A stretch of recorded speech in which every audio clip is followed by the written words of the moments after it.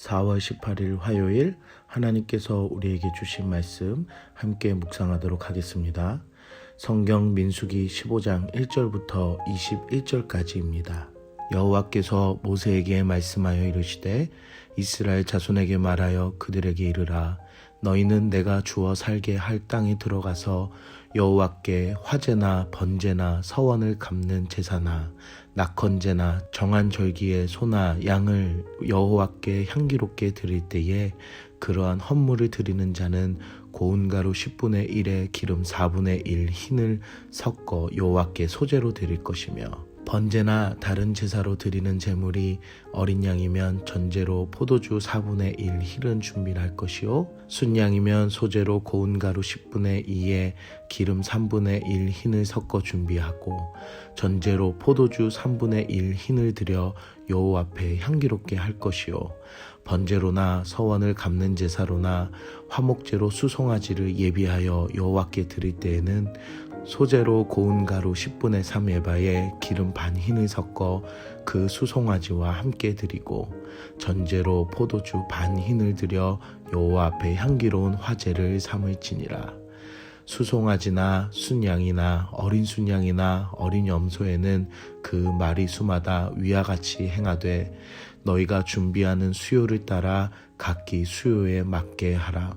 누구든지 본토 소생이 여호와께 향기로운 화제를 드릴 때에는 이 법대로 할 것이요, 너희 중에 거류하는 타국인이나 너희 중에 대대로 있는 자나 누구든지 여호와께 향기로운 화제를 드릴 때에는 너희가 하는 대로 그도 그리 할 것이라. 회중 곧 너희에게나 거류하는 타국인에게나 같은 율례이니 너희의 대대로 영원한 율례라. 너희가 어떠한 대로 타국인도 여호와 앞에 그러하리라. 너희에게나 너희 중에 거류하는 타국인에게나 같은 법도 같은 규례이니라. 여호와께서 모세에게 말씀하여 이르시되 이스라엘 자손에게 말하여 이르라. 너희는 내가 인도하는 땅에 들어가거든 그 땅에 양식을 먹을 때에 여호와께 거제를 드리되 너희의 처음 익은 곡식 가루 떡을 거제로 타작마당에 거제같이 들어 드리라. 너희의 처음 익은 곡식 가루 떡을 대대에 여호와께 거제로 드릴지니라. 오늘 본문은 이스라엘 백성의 불평으로 광야에서 40년을 더 보내게 되었지만 하나님께서는 광야에서의 삶이 끝이 아님을 오늘 본문을 통해 말씀해주고 계십니다. 하나님께서는 광야의 징벌로만 끝나지 않으시고 하나님의 백성이 약속의 땅에 들어갈 것을 이야기해 주십니다. 그리고 오늘 본문의 거주할 땅 가나안 땅에서 어떻게 하나님께 제사를 드리는가에 대한 이야기를 해주십니다. 하나님께서는 이번 주일에 나눴듯이 소통하시는 하나님이십니다. 인간 스스로 알고 있는 방식과 전통에 따른 방법이 아니라 하나님께서 직접적으로 제사의 법도를 이스라엘 백성에게 알려주신 것처럼 인간과 하나님이 소통하게 되었고, 우리는 예수 그리스도의 은혜로 하나님과 소통할 수 있게 되었습니다. 구약의 제사에는 다양한 방법이 있습니다. 제사 드리는 이가 안수하고 제사장이 제물을 잡아 불로 태워 드려지는 화제, 제사장이 하나님 앞에서 화목 제물의 가슴과 곡식단을 높이 들어 앞과 뒤로 흔들어 드리는 요제, 제사장이 화목 제물의 우편 뒷다리와 첫 곡식가루와 기름 포도주 등을 높이 들어 드리는 거제, 포도주나 독주를 다른 제물에 함께 부어 드리는 전제, 이렇게 총 4가지의 제사 방법이 있습니다.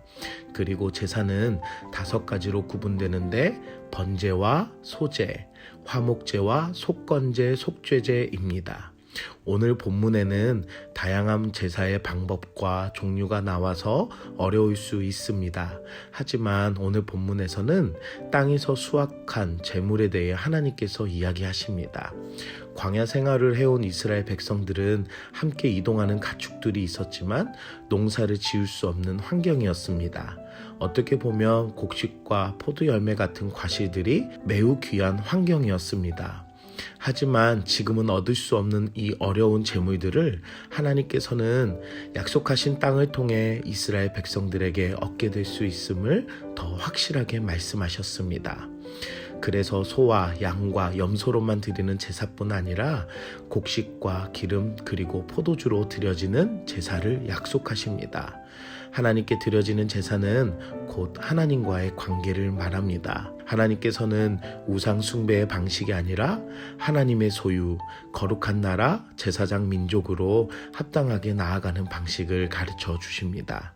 그리고 그 제사를 동일하게 함께 이동하고 거류하는 타국인에게도 같은 방식으로 예배할 수 있는 은혜를 허락하십니다. 하나님께서는 혈통이나 출생지로 구별하시는 것이 아니라 같은 법도 같은 규례로 기뻐 받으시는 하나님이십니다. 이스라엘 백성은 약속의 땅을 보고도 불평하고 원망했지만 하나님께서는 언약을 파기하시지 않으시고 그 약속의 땅을 향한 기대와 예비하심을 보여주십니다. 힘들고 어렵고 악한 세상이라 할지라도 하나님께서는 예수님을 통해 우리에게 영원한 삶을 예비해 주심을 잊지 말고 오늘도 감사하며 영광 돌리는 하루가 되시길 기도합니다. 오늘 우리는 무엇을 적용할까요? 하나님은 우리와 소통하기 원하십니다. 하나님께서는 이스라엘 백성들에게 더 좋은 것으로 풍성한 것으로 자세하게 제사 드릴 것을 가르쳐 주셨습니다. 제사는 하나님과 인간과의 관계입니다. 이스라엘 백성들의 원망에도 하나님께서는 부족한 이들을 사랑하셔서 더 좋은 것으로 약속하시고 준비하셨습니다. 우리가 넘어져도 실패해도 우리가 다시 일어서고 온전해질 수 있는 것은 나보다 하나님께서 나를 더 사랑하시고 더 좋은 것으로 은혜 주시길 원하시기 때문입니다. 하나님의 깊은 마음을 알고 감사함으로 오늘 하루를 살아가는 여러분들 되시기를 기도합니다. 함께 기도하겠습니다. 사랑의 하나님, 오늘도 우리 가운데 말씀으로 인도해 주시니 감사합니다. 때로는 불평했고 원망도 했고 하나님을 바라보지 못한 연약한 모습이었음을 고백합니다. 하지만 오늘 말씀을 통해 이스라엘 백성들을 사랑하시는 하나님의 마음을 봅니다. 나를 위해 독생자 아들 예수님을 이 땅에 보내신 나보다 나를 더 사랑하시는 하나님을 말씀을 통해 느낍니다. 세상이 채울 수 없는 마음을 오늘 하나님의 말씀으로 풍성하게 채워주셔서 아침에도 점심에도 저녁에도 감사가 흘러넘치는 하루가 되게 하여 주시옵소서. 예수님의 이름으로 기도드립니다. 아멘.